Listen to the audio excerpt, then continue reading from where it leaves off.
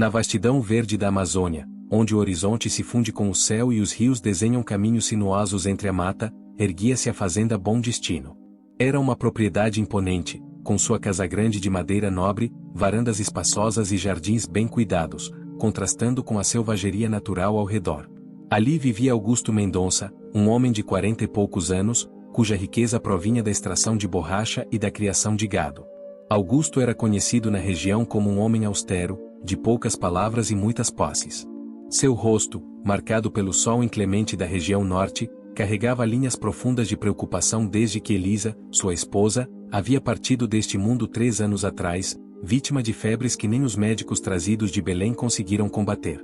A morte de Elisa não apenas deixará um vazio na alma de Augusto, mas também silenciará para sempre a voz de Helena, a filha única do casal, uma menina de cabelos dourados como o sol do entardecer e olhos azuis como as águas profundas do rio Amazonas. Helena tinha apenas 7 anos quando presenciou a mãe fechar os olhos pela última vez. Desde então, a menina não pronunciara uma única palavra. Era como se sua voz tivesse acompanhado a mãe em sua jornada para o outro mundo. Os melhores médicos foram consultados, remédios importados foram administrados, mas nada fazia a pequena Helena voltar a falar. Seus olhos, antes brilhantes de alegria, agora carregavam uma tristeza ancestral, como se fossem janelas para uma alma envelhecida pela dor. A situação era ainda mais difícil porque Augusto, em sua rotina de administrar a fazenda, não conseguia dedicar tempo suficiente à filha. As empregadas que contratara para cuidar de Helena não permaneciam por muito tempo, algumas assustadas com o silêncio obstinado da menina, outras incapazes de lidar com a frieza que a Casagrande emanava desde a morte de sua senhora. Foi numa tarde de calor opressivo, quando o céu ameaçava desabar em uma das típicas tempestades amazônicas, que Joaquim, o capataz, trouxe a notícia que mudaria o curso das vidas na fazenda Bom Destino. Patrão, os homens do Seringal Novo capturaram um grupo de índios que estava invadindo as terras para coleta. Estão vendendo alguns deles para trabalho. Augusto franziu o senho. Não aprovava totalmente a prática, ainda comum naquela região distante, onde a lei chegava com a mesma lentidão das cartas vindas da capital. No entanto, uma ideia formou-se em sua mente, estimulada pelo desespero de um pai que via sua filha definhar em silêncio. "Há mulheres entre eles?" perguntou, olhando pela janela a chuva que começava a cair. "Sim, patrão. Há uma jovem, parece ser da tribo Tucano.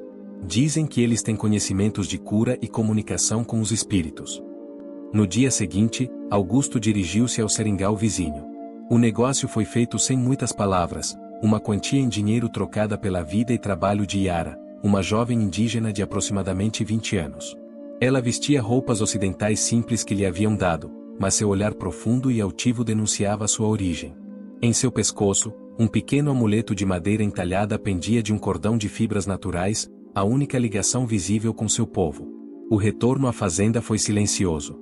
Augusto explicou brevemente que ela cuidaria de sua filha, que estava doente. Yara limitou-se a assentir com a cabeça. Seu português era básico, mas suficiente para compreender ordens simples. O que Augusto não sabia é que ela entendia muito mais do que demonstrava. A chegada de Yara à Casagrande causou burburinho entre os empregados.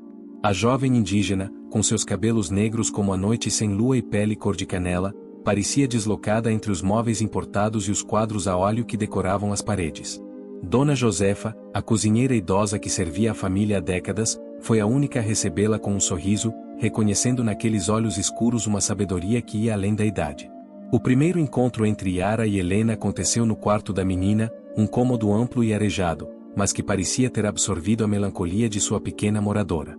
Helena estava sentada junto à janela, observando a chuva que continuava a cair, seu reflexo no vidro mostrando um rosto pálido e inexpressivo.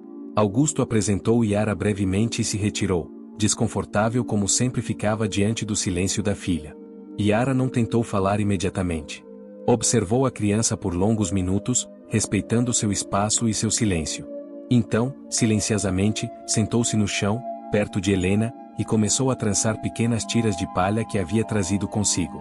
Seus dedos ágeis moviam-se com graça, criando padrões complexos que aos poucos tomavam a forma de um pequeno pássaro. A menina, inicialmente indiferente, começou a lançar olhares curiosos para o trabalho manual de Yara. Quando o pequeno pássaro de palha estava pronto, a indígena o colocou suavemente no parapeito da janela, próximo a Helena. Então, Começou a emitir um assobio suave, que imitava perfeitamente o canto de um uirapuru, ave considerada mágica pelos povos da floresta. Foi a primeira vez em 3 anos que os olhos de Helena demonstraram algo além de tristeza. Uma curiosidade tímida brilhou naquele azul profundo, enquanto ela alternava o olhar entre o pássaro de palha e a mulher que produzia aquele som encantador. Nos dias que se seguiram, Yara estabeleceu uma rotina tranquila com Helena. Não forçava conversas, não exigia respostas. Em vez disso, compartilhava com a menina pequenos rituais diários: pentear os cabelos dourados com suavidade, contar histórias de seu povo através de gestos e algumas palavras simples, mostrar como identificar o canto de diferentes pássaros que visitavam o jardim. Levava a menina para pequenos passeios pelos arredores da casa grande, mostrando-lhe plantas e explicando seus usos com palavras simples e demonstrações práticas. Augusto observava essa aproximação com uma mistura de esperança e ceticismo. Notava as pequenas mudanças no comportamento da filha, o interesse pelo que Yara lhe mostrava, a disposição em sair do quarto para os passeios, o fato de que agora aceitava se alimentar melhor. Mas a voz de Helena continuava ausente, um rio seco que se recusava a fluir novamente. Uma noite, durante o jantar que Augusto fazia sozinho na grande mesa de jacarandá, Helena comia no quarto, com Yara sempre ao seu lado. Dona Josefa se aproximou com um semblante preocupado.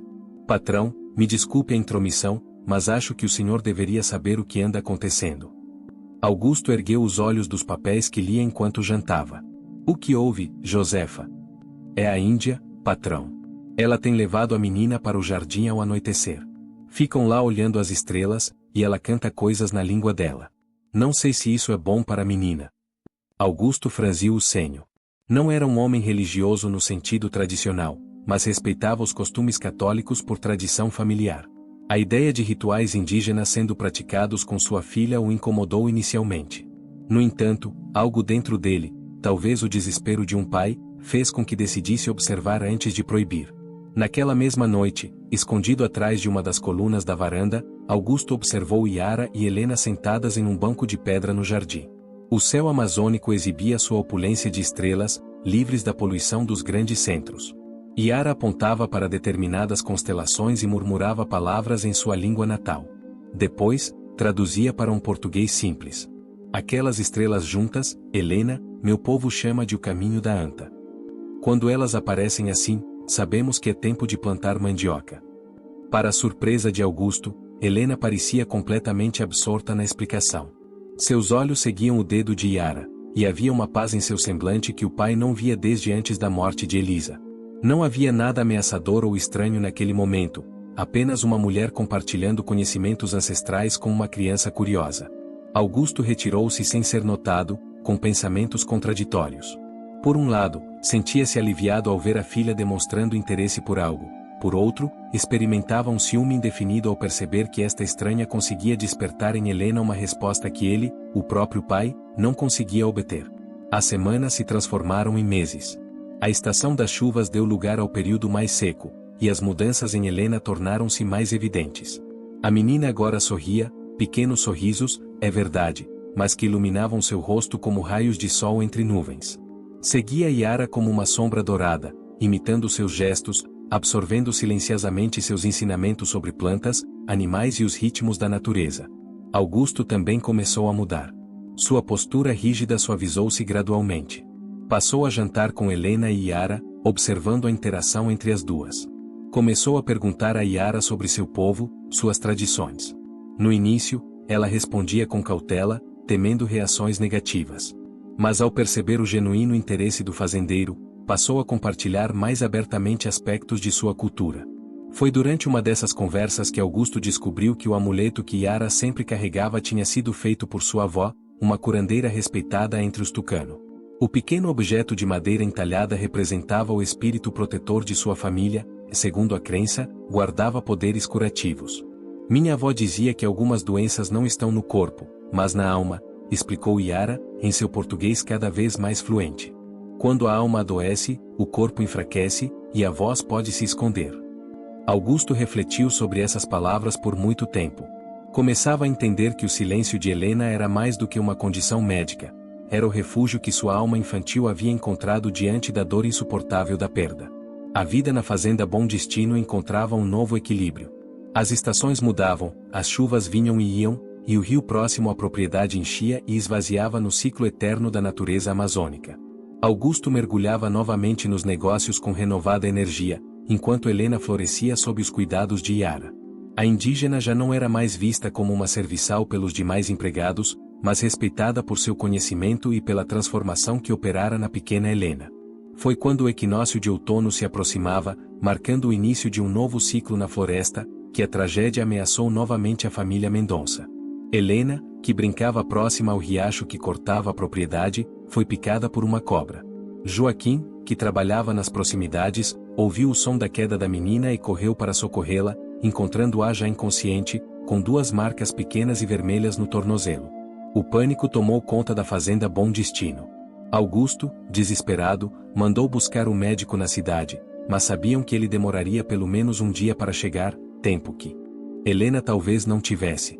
A menina ardia em febre, seu tornozelo inchava rapidamente, e sua respiração tornava-se cada vez mais laboriosa. Yara, que mantivera calma enquanto todos ao redor perdiam a cabeça, aproximou-se de Augusto com uma determinação que ele nunca vira antes em seus olhos. "Posso ajudá-la, se o senhor permitir", disse ela, segurando firmemente o amuleto em seu pescoço.